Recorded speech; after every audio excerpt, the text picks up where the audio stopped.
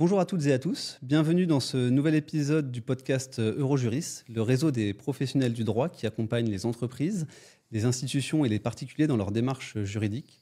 Chaque épisode est pour vous l'occasion de rencontrer un membre du réseau, de découvrir ses spécialités et d'apprendre comment ils mettent leurs compétences au service du justiciable. Écoutez leur parcours et découvrez notre réseau.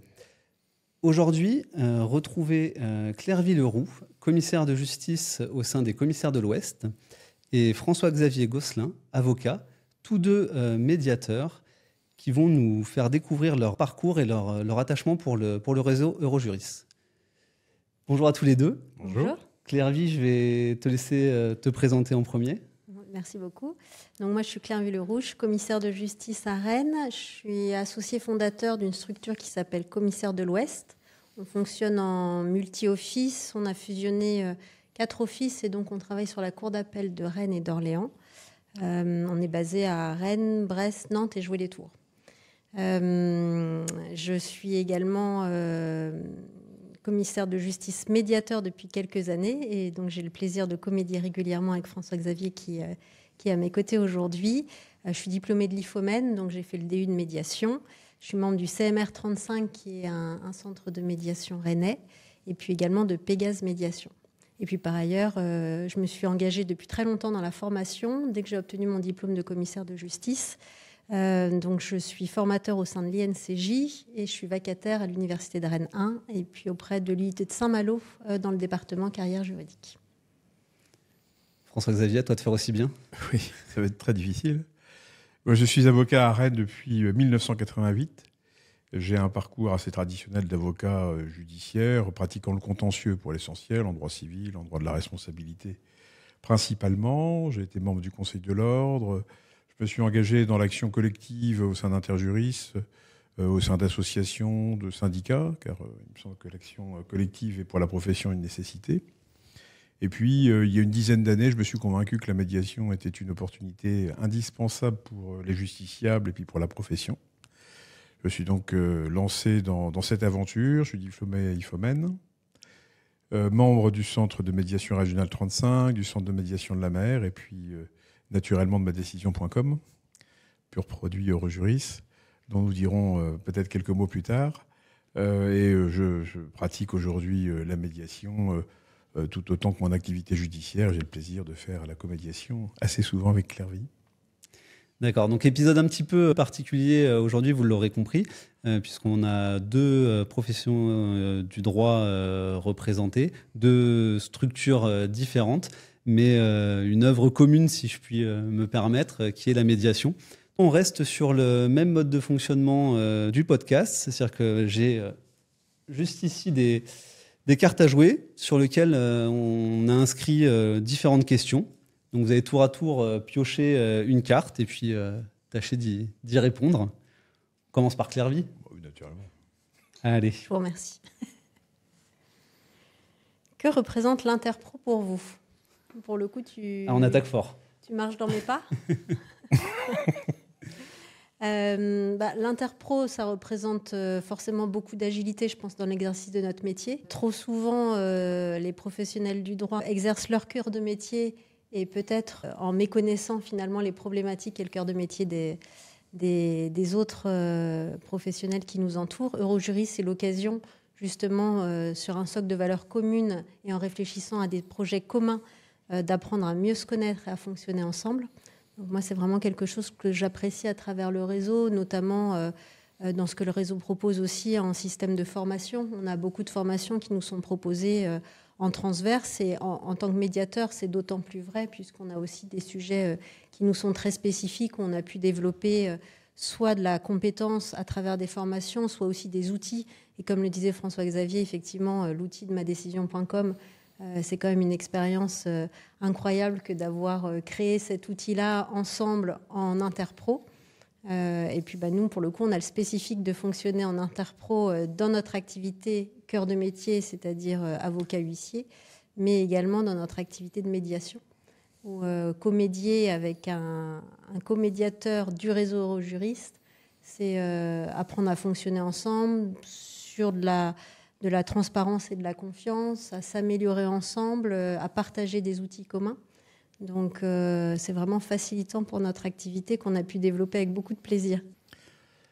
D'un point de vue quotidien et concret, l'interprofessionnalité dans Eurojuris, c'est vrai, nous a permis sur l'activité judiciaire d'échanger des actes en toute confiance, sur les délais, sur la qualité de l'acte, sur la restitution, sur la vérification des actes. Enfin, il y a un véritable lien qui s'est créé entre l'étude et le cabinet. On envoie nos actes sans aucune réserve. Et puis, du point de vue de la médiation, ça permet d'avoir un double regard. Chacun, on a notre cadre de référence un petit peu différent. Moi, un cadre de référence avocat avec l'œil de l'avocat, Claire Vie avec l'œil du commissaire de justice, un œil qui n'est pas toujours le même.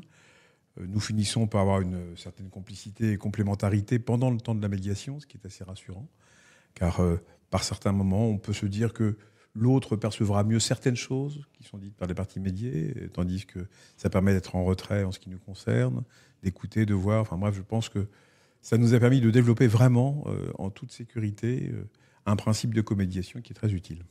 Au bénéfice des médiés, qui, pour le coup, fonctionnent dans notre médiation en ayant l'avantage d'avoir des comédiateurs de profils différents, mais vraiment complémentaires. Oui, mais c'est vrai que ça, pour le coup, moi, j'estime que c'est une force du réseau, ce côté interpro, puisque, je pense que Claire Vie, tu ne me contrediras pas. Moi, ce que j'adore au sein d'Eurojuris, c'est de pouvoir prendre un petit peu plus de hauteur sur notre travail quotidien. On peut échanger avec des avocats, avoir une idée un petit peu plus globale de la procédure et pas se borner, entre guillemets, à une exécution stricto sensu. Et c'est vrai que ces échanges, je trouve, sont très enrichissants pour nous comme pour les avocats.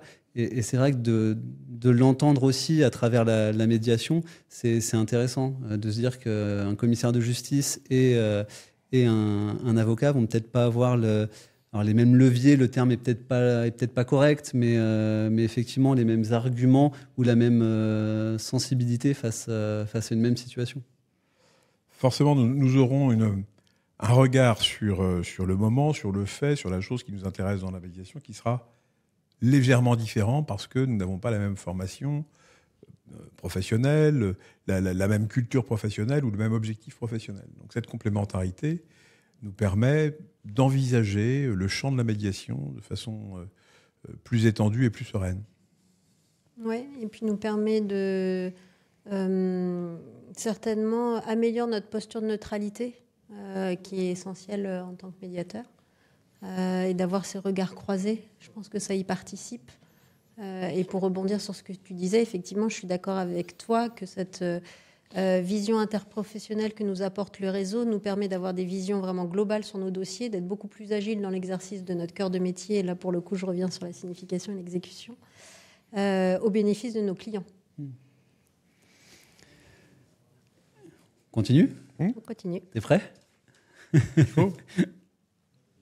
Allez, hop. Je suis pas joueur, moi. Pas du tout. Rien sur la question. T'es pas joueur, mais t'as gagné. Depuis quand et pourquoi avoir intégré Eurojuris ? C'est évidemment une excellente question. En fait, j'ai intégré Eurojuris avant que Eurojuris n'existe. Je suis un ancien d'Interjuris. J'avais participé avec bonheur à cette aventure formidable aux côtés des fondateurs d'Interjuris lorsque j'étais au bureau. Et puis, après un petit peu de temps passé en dehors du réseau, j'y suis revenu après la création de mon cabinet en 2005, parce que d'abord la camaraderie me manquait un peu, et puis Eurojuris, c'est un vecteur de progrès, de réflexion, de prospective sur l'avenir. On n'est pas tout seul à réfléchir sur l'évolution du métier, sur les nécessités du métier, sur ce qu'il va falloir inventer. Jamais j'aurais pu seul, évidemment, mettre en place un outil comme madecision.com. C'est un exemple parmi tant d'autres, parce qu'il y en a quand même beaucoup au sein d'Eurojuris. Et donc, cette complémentarité, cette réflexion commune, l'appui de dispositifs techniques font que, naturellement, je suis revenu chez Eurojuris et je suis toujours content d'y être. Alors nous, sur nos différents offices, nous étions tous Eurojuris avant notre fusion. Donc ça fait quelques années que les uns et les autres y étions rentrés, certainement par proximité du réseau Lex Impact, qui est un réseau de commissaires de justice certifiés très proche d'Eurojuris et dont on fait partie et on s'y engage fortement. Donc il y avait quelque chose d'assez naturel de faire partie d'Eurojuris, ce besoin de coopérer en interpro. Et puis effectivement, ça permet d'avoir une veille juridique, de coopérer avec les autres professionnels. Moi, je repense à l'événement du Covid, où sur le premier confinement, heureusement qu'Eurojuris était là pour nous accompagner au fur et à mesure de la mise en place de ces fameuses ordonnances. Je ne sais pas si vous vous en souvenez, où on avait des vrais sujets d'application dans le temps de ces ordonnances. Et les experts du réseau Eurojuris se sont mobilisés et ont fait part de leurs compétences et de leur expertise sur ces spécifiques-là au bénéfice du réseau. Donc sur des événements marquants comme ceux-là, ça a été très précieux de pouvoir s'appuyer sur un réseau d'interpro où on parlait forcément des mêmes sujets. Et puis, au-delà de ces moments de crise, Eurojuris, c'est aussi la possibilité d'être accompagné tout au long de notre activité, de ne pas se sentir seul pour le coup dans notre posture de professionnel du droit, mais aussi de dirigeant d'entreprise, puisque Eurojuris mobilise souvent des compétences transverses et nous propose des thématiques de formation sur notre posture de dirigeant, sur de l'accompagnement RH, sur des techniques de management. Donc en fait, il y a beaucoup de sujets qui sont communs d'ailleurs au cabinet d'avocats ou aux études de commissaires de justice et à finalement tous les chefs d'entreprise. Le réseau se saisit de ces sujets-là et nous les porte. Donc bien souvent, ça nous permet une ouverture d'esprit, une ouverture technologique, parce qu'effectivement, on ne développerait pas un outil comme madecision.com tout seul, mais aussi une ouverture d'esprit et une ouverture de compétences sur des sujets cœur de métier ou des sujets transverses. D'accord. Et ben, on enchaîne. J'aime bien rebattre les cartes à chaque fois. Au moins, ça met plus de suspense. Ça prouve que c'est pas la même. Alors, quel est votre événement marquant anecdote au sein d'Eurojuris ? Alors, pour le coup, moi, j'en ai deux à l'esprit. J'ai d'une part l'entrée au bureau cette année, au bureau d'Eurojuris d'un de mes associés, Fabien Morfois. Donc, on est très content, d'une part, de marquer notre engagement dans le réseau et puis de la confiance qui nous est faite à travers sa nomination. Donc, ça, c'était un événement récent, marquant pour nous. Et puis, personnellement, moi, j'ai un événement qui ressurgit, qui n'est pas si vieux que ça, c'était 2022, où Eurojuris m'a accompagnée dans le rallye des gazelles, puisque j'ai été sponsorisée par le réseau. Et donc j'étais fière de porter les couleurs d'Eurojuris au milieu du désert marocain. Donc forcément, Eurojuris résonnera toujours pour moi un petit peu avec le rallye des gazelles. D'accord, donc deux beaux événements. François-Xavier, toi ? Moi, ça remonte à beaucoup plus loin, c'est forcément. Ça remonte aux racines, parce que j'ai eu la joie d'être membre du bureau d'Interjuris, avec les fondateurs qui étaient Maître Duparc, Maître Beuchet, Maître Dissez et autres. Et c'était des débats à l'époque qui étaient des débats toujours passionnants. Il y avait beaucoup à faire puisqu'on n'était pas encore dans la modernité d'aujourd'hui. Et j'ai beaucoup appris à leur contact. J'ai beaucoup appris à rire aussi, des grands éclats de rire en permanence, des grandes indignations toujours. Et puis finalement, ça a avancé ainsi et ça reste très, très profondément ancré. D'accord. Allons-y. Quelle est la dernière innovation dont vous êtes fier au cabinet ? Je crois que c'est la médiation.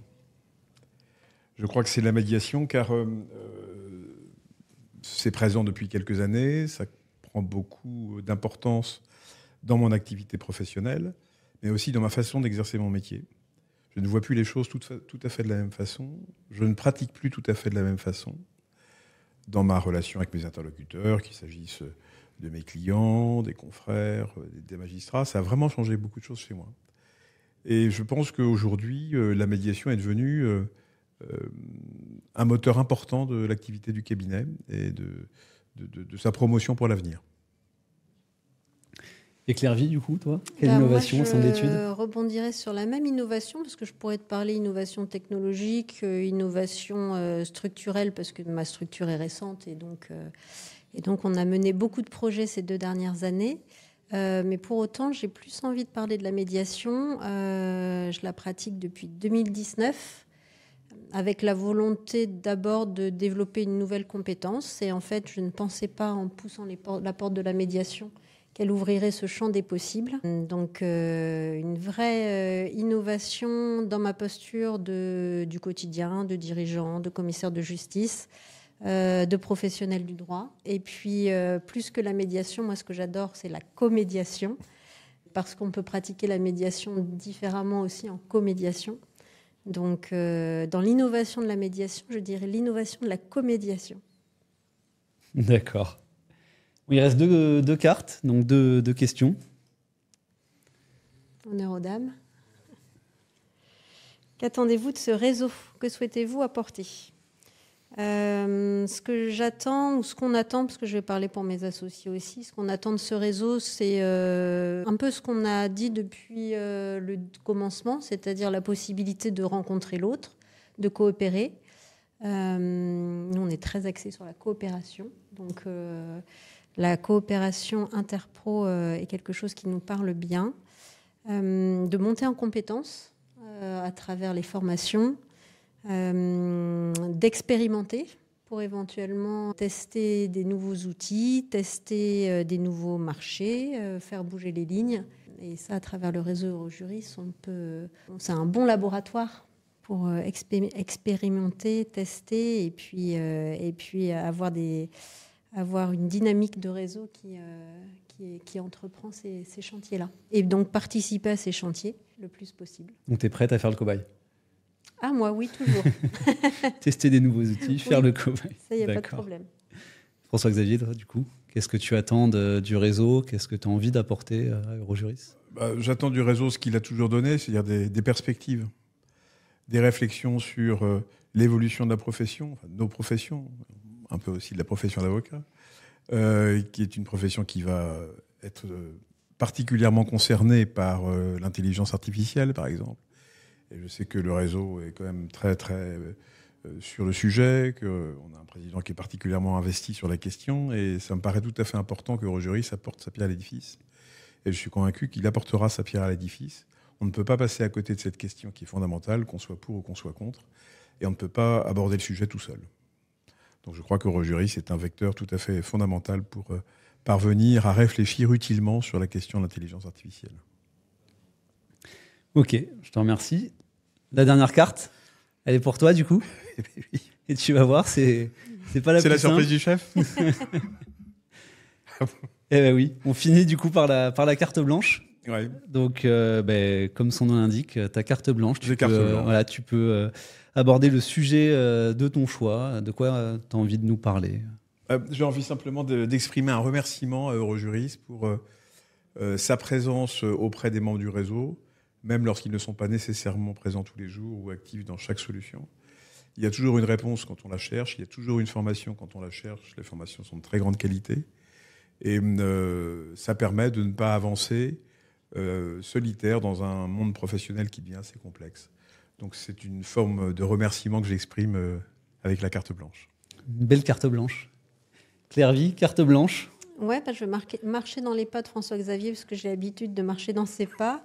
Remerciement, aux filles qui nous accompagnent, à Virginie qui est toujours là pour répondre à nos questions.